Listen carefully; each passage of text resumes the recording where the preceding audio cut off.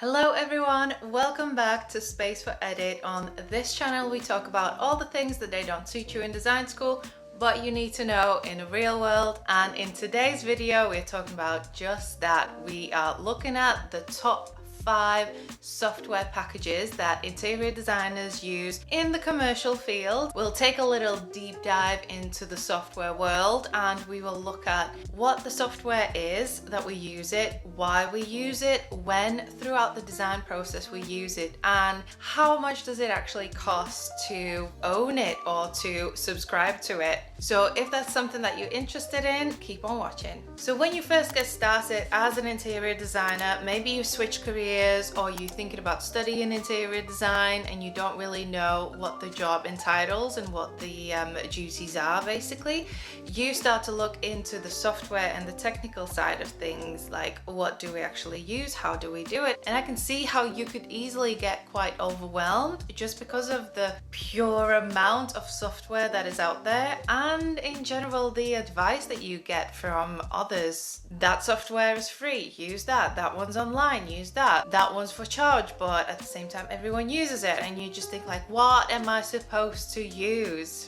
And to be honest, I know of designers who run their practices using completely free software, whether it is built in, so within Microsoft or Apple, within the system, or maybe it is something that you use online and it's free of charge. And I know of practices who outsource those things when it financially doesn't make sense for them to pay for the software that they might use maybe every now and then or maybe once a month. So it's easier for them to pay someone else to outsource that part of the design and just not pay for the subscriptions. And obviously then there's the most popular one that I will be talking about today, which is the paid for software, and it is just part of the job. You have to invest in your business if you want to go forward. Obviously for bigger companies this is dealt by the heads of the company. Designers don't actually have to pay for their software, that is provided. But if you are on your own, if you are solo designer or you are running your own design company, then obviously that is something that you need to think about. So whichever category you fall into or you will fall into, I thought today's video could be a nice little package for you to unpack. That doesn't make sense. Let's get on to the video. Okay, so first things first, floor plans. For floor plans, we use either Autocad or Revit. Now, the difference between Autocad and Revit. Basically, Revit is like this big, humongous monster of a software that holds just an enormous amount of information, whereas CAD is more like a nice flat lay. Yes, you can build up 3D from it, but you don't really tend to use that for 3D. So the biggest difference is that Revit is used for manufacturing, for construction, for large buildings, for architecture. So if you think every single line and object that is drawn in Revit holds some sort of an information, and then these projects are shared between teams and manufacturing and back and forth, and it gets updated in real time and all that. So it's like a lot. Whereas AutoCAD is just floor plans. We do elevations, plans, detail design on them, and just have a nice PDF at the end of it. Whether you print it or keep it digital, that's up to you. So when does AutoCAD come into play? Basically from the very beginning. So you might have been to the site, done a site survey, and you come back and hopefully, fingers crossed, someone has given you an already existing CAD plan of the building. If not, then maybe you have a PDF. If not, maybe you have a JPEG. If not, then you will have to start from scratch and start to draw it up from your notes that you've taken on site. And then later on, once the proposed layouts, the proposed designs are more like clarified, maybe they are approved, we then move into design development stage, where again, we need AutoCAD to draw up the design detail package. So this will be anything from flooring drawings to elevations to finishes to electrics and all of that. So CAD or AutoCAD. I just call it CAD. Let's just call it CAD for the purpose of this video. That's where CAD comes into play, and it's quite a crucial part of it. Later on, we'll talk about SketchUp, and I know that other designers use SketchUp for their plans and for their design packages. But in the commercial field, because we are talking about commercial design today, AutoCAD is very much the standard. That's what contractors use, that's what manufacturers use, and obviously design houses as well. So it's like we're on the same page, we're talking the same language. So all in all, AutoCAD is quite an important piece of the puzzle if you are doing the full service of an interior designer or as an interior design house. AutoCAD and Revit fall under the Autodesk umbrella. So basically Autodesk is like this big software company, and there's just loads of little other software packages underneath it, if that makes sense. So Revit and AutoCAD are both from Autodesk, and I've got the official UK website open here. So let's take a look at what this thing costs. Okay, so Revit, let's just take a quick look. So you get options. You can get a subscription for 3 years, which is over £8,000, and you can pay annually, which is almost £3,000, or you can pay monthly, which is £366. So you can see why it has to make sense financially for a company to have this software in-house, because it does cost quite a lot of money. And now in comparison to AutoCAD, which we just talked about and is most often used by designers. So with AutoCAD you get two options. One is like AutoCAD Original and then there's AutoCAD Lite. Now you are absolutely okay to get away with AutoCAD Lite, where you can see on the website the AutoCAD OG is just under £2,000 a year, whereas AutoCAD Lite or LT is half, no, not even half, a quarter that price. So, and then you can have this little AutoCAD mobile app. Never ever use that. I do not like drawings that much that I would need an app on my phone. So let's look at the AutoCAD Lite. What are our options? You can have 3 years worth of AutoCAD, so you will have access for 3 years and not pay anything, which is almost £1,400.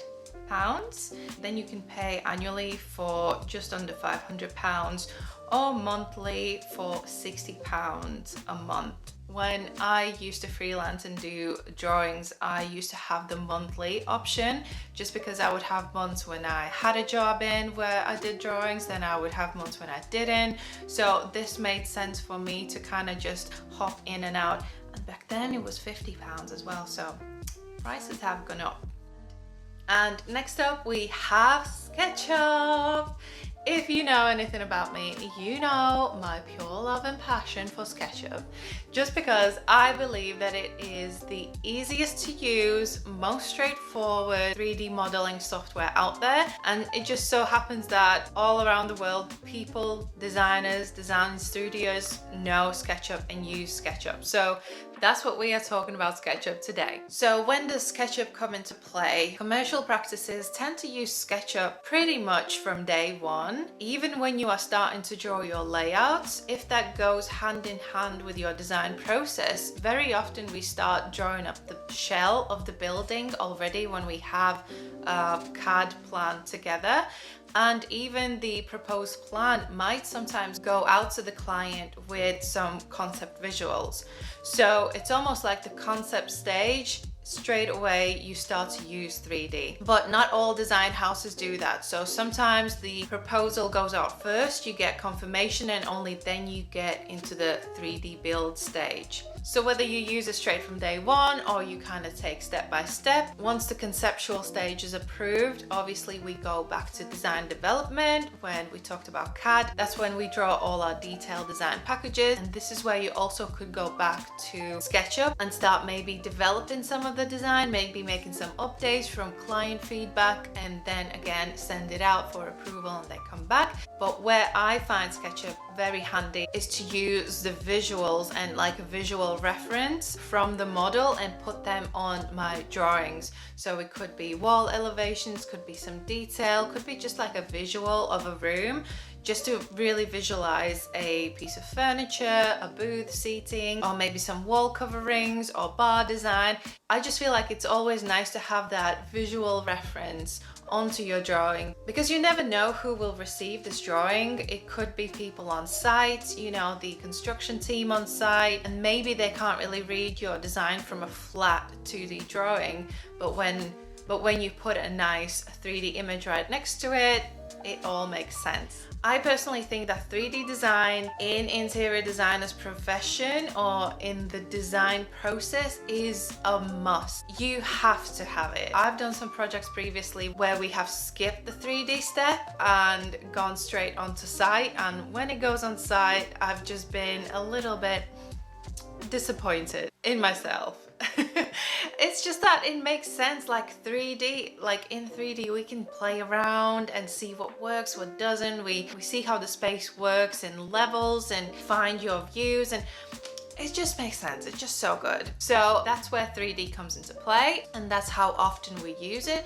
Now let's have a look at how much SketchUp costs. Okay, so this is the website that we have. So let's have a look. We have plans and pricing right here. You will most often need a commercial license if you are doing it for business. If you are still a student and you're not going to be charging for your work, maybe you're just working on your portfolio, that's absolutely fine. You can have the student license. You will have to fill in like with all your school details, university details and stuff like that, but we are looking at the commercial use. So you can have the SketchUp Go version, which basically works online. We don't really use that, so we're not going to talk about it, but as the website here says, the most popular is the SketchUp Pro, which basically does everything that you need it to do. So the SketchUp Pro version will cost you £230 per year, and usually it's like a one-off fee, so you have access throughout the year. And then you have the SketchUp Studio, which has got a lot more advanced features. You can do bigger projects, and I think you can use it online and stuff like that, but like I said, we don't really need that. It's the SketchUp Pro that designers use the most. And next up we have Enscape. This is my favorite part. If you know, again, anything about me, I've created a course about SketchUp and about Enscape. Check out the links below if you want to sign up and learn how to use them. But honestly, the reason why I picked Enscape for this video is because I honestly truly believe that it is the easiest, again, fastest, most responsive, up-to-date rendering software. Now you might think, hold on a minute, I already paid for SketchUp. Why do I need to pay for another different software? This is because with SketchUp, you get visuals like these. And with a little bit of Photoshop magic, you get visuals like these. But with Enscape, you get visuals like these. And walkthroughs like these. So it's the photorealistic rendering element that Enscape gives you. Now, obviously, Enscape is not the only plugin for rendering. You can also use Lumion and V-Ray, but I haven't really used them. I think they're a bit too clunky and a bit too time consuming, so that's why we are talking about Enscape today. So where does it come into play? Depending on your brief. Sometimes you go straight into photorealistic visuals in the conceptual stage. If it's a big job that you need to win, or there is a team of investors that need to be convinced, then you go straight into photorealistic rendering in the concept stage. But most often the concept stage has kind of been discussed, concepts have been approved, and then we move into presenting this idea to investors. So this will go hand in hand with more detailed drawings and with a more detailed quote. So I've made a video about quoting and all that part of the business, so make sure you check that out. But going back to rendering, if you are in the design development stage, This is where you are presenting to like the stakeholders, investors, or even the client's client, because there could be a chain of clients that you are working for. And it really is to convince people that their investment, that their money is in good hands and what the vision is going to look like. That's what the photorealistic rendering does. And it can also be used as a marketing tool. I'm sure you've seen articles online, or you've definitely seen them on social media. This is where they get shared to cause a bit more excitement, or you have definitely walked past like hoardings on the street when there's building sites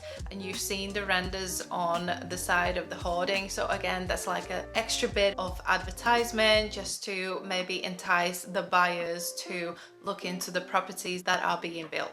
And as far as Enscape goes, these are the current costs. So the good thing that I like about Enscape is that 14-day trial. That's a good one. If you are kind of thinking about it, definitely go and check that out. And then you have two options if you want to go serious with it and really commit. So you can have the floating license, which basically can be shared between devices and maybe multiple people can use them. And then you have the fixed seat license, which is basically assigned to one device. So the fixed seat license will cost you about £31 a month, and that equals to £382 per year. Or if you want that floating license and you want to kind of work between studios and share your license with others, then it will be about £55 per month, which equals to £658 per year. And again, with these licenses, you have to pay a yearly fee, so it will be a one-off payment and you'll get access throughout the year and all the updates and all the support that you need as well. The fourth software that I wanted to talk about today is Photoshop. Now, I know it's a little bit of hit and miss with people, but just hear me out. I have worked in companies that use Photoshop for mood boards only, and for presentation material, that's where they go for Photoshop. I've worked in companies where they use Indesign for their presentations. We will talk about Indesign next. But going back to Photoshop, let's look at where does this come into play. Mood boards. So if you've seen my mood board video, you will know that I love to use Photoshop for mood boards. You get absolutely free reign to do whatever you want to do. You want to take off the background, go for it. You want to add some text into it, go for it. You want to change the color of the cushion or the seat pad, go for it. You have that freedom in Photoshop to kind of mess about, and it's very responsive. Like, it's designed for designers. Oh, okay, it's designed for photography and photography editing, but you know, that's what we are doing here. We're moving around the little pixels anyway, so let's just pretend that it was designed for interior designers as well. Another little handy thing about Photoshop is that you can edit PDF documents on it. So you just need to import it, make your little additions, whatever you want to do, whether it's on the images, and then save it again into a PDF document, or even automate it, which is the next little feature that I like, and you can create a full presentation document. And of course, like I mentioned before, you can edit photos on Photoshop. So maybe it is your visuals or maybe some mood images that you want to edit, maybe like change the contrast or the light levels. Now let's look into how much this thing costs. So the full actual name of Photoshop is Adobe Photoshop. That means that Photoshop again falls under the Adobe umbrella. Now you can get all the Creative Cloud apps for just under £40 per month. There's loads of apps underneath that offering. I don't think you need that, but if you want Photoshop only, it is just under £20 per month. Now this can be paid monthly, so it's not like you are forced to pay for the whole year, but there is a nice little handy trick, one that I use. So if you click on this package, you will be able to see that there is a Photoshop photography plan, which I use, and that is just under £10 a month. And it just makes sense to use it because you get all the features that Photoshop on its own gets, and you get Lightroom as well. So why pay £20 only for Photoshop when you can pay a tenner for Photoshop and Lightroom? And the last one up, we have InDesign, which again falls underneath the Adobe Creative Cloud umbrella. So I've left the software right to the end because I honestly think that there are plenty of other options out there which are free of charge. But if we are talking about the commercial field, very often studios use InDesign for their presentations. So this takes us into where do we use InDesign? Again, we use it straight from the beginning. If you need to create a concept design presentation, that's where you use InDesign. You need multiple pages of the document. You need to add in your information, floor plans, your inspiration, your text, your introduction, slide, whichever you want. Basically, InDesign is created for graphic designers when they design magazines and posters and even books. So basically for interior designers, a book or a magazine is a design presentation. So with a concept or design development or like a full package. I've even worked on brand manuals, so guidelines for brands for interior design side of things. I do admit that part of it is quite quick and responsive and handy, but the one thing that I hate about InDesign is the fact that everything has to be linked. Whereas in Keynote or PowerPoint even, you can just drop your things in, add your text, and you're happy to go. With InDesign, you have to link everything. You have to make sure if you move the mother file, then you have to move it with all the files that are in the presentation. You have to package it, and it's just a lot of headache. The fonts don't work, and it's a lot, but we use it anyway. You will be able to find InDesign under the same page where we were looking at Photoshop. So if we look at it, InDesign is around £20 a month. It's like the standard kind of rate of Adobe software, if it's like a little bit more advanced. So if you go see plan and pricing details, the only kind of option it gives you is whether monthly payments or annual plan that is prepaid, or you can go just for monthly plan, and then I believe that you will be able to just stop whenever you want to. Whereas before I said that you can pay monthly, but you are tied into the whole yearly contract. So there's a little bit of movement there. As far as I know, InDesign is not part of any other packages like Photoshop was for that photo package. What was it? Photography package. So it is quite pricey. I think it is quite pricey to just have InDesign on its own. So maybe if you are thinking about using InDesign, it could be worth to just get that whole package, which was the Creative Cloud, where all the apps were in it. So that was like £50 a month, I think. Whereas if you need Photoshop and you need InDesign, then that's already like £30 gone. So you might as well go for the whole thing. I don't know, that's up to you guys. What I believe is used in the field is the whole Creative Cloud. You can share your documents online, you can store them online, you get access all to the Adobe stock images and videos and things like that. So it is useful. And if you are very serious about this business, if you got money coming in and you can financially afford it, then go for it. I think the Creative Cloud package is probably the one to go with. Okay, wow, that turned into a little bit of a longer video. I'm sorry guys, but you know me. If you come to this channel, I'm here for the detail. I'm here for the deep, juicy stuff. So I hope you enjoyed the video. Let me know in the comments below if you have any more questions. Just in general, talking about software and what interior designers use, it's honestly completely up to you if you are starting out on your own. But if we are looking at the industry, if you are looking at joining a company, then this is probably the top 5 that I would suggest you get your head around if you haven't already. There will probably be some discussion around the 3D part of things because not everyone uses Enscape, and like I said, not everyone uses Sketchup, but again, in general, they do. As far as what I use, as you might know now, I am a freelance designer, so I actually have to put my hand in my own pocket and get the monies out for the software. So I'm still trying to figure out what I can get away with and what I will need to purchase. I already have my 3D software sorted for the year, so I kind of take that as a given, and I've been using the photography plan for the past 2 years. So I'm kind of still thinking about the InDesign part of things, and I'm hoping that I'll be able to get away without using AutoCAD.